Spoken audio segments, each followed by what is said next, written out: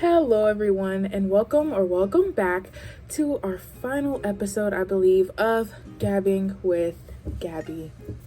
I'm your host, Gabby, and today we'll be covering one final tip that I believe will help you prosper in public speaking. Our final tip today is going to be that practice makes perfect, but don't bury yourself in your notes.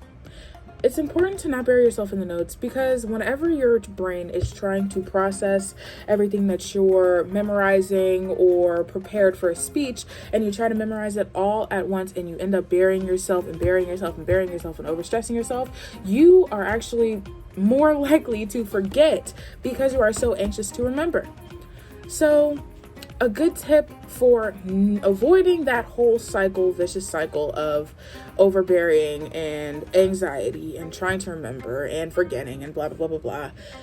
A good way to execute all that while still getting a beneficial amount of practice is by memorizing certain phrases or keywords within an outline on your script. That way, as long as you see those keywords or key phrases, you remember what to say and it clicks inside of your head. You can actually train yourself to do this.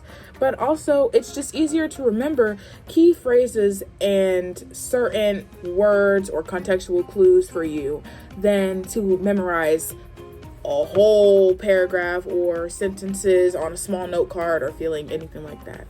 So that's one. But if you do think that sentences on your note card is the way to go for you, don't fret and don't let me stop you, because that is fine. Just make sure that you avoid sounding like you are reading from a script when you present your speech.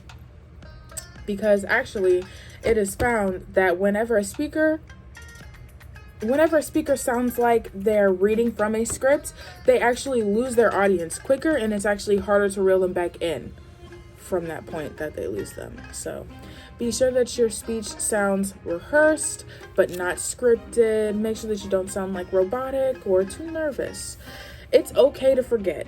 We have to remember that it is always okay to forget, and it's not the end of the world if we do forget. But we all know that it's better to not.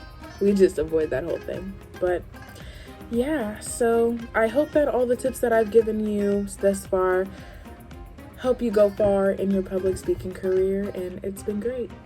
Thank you.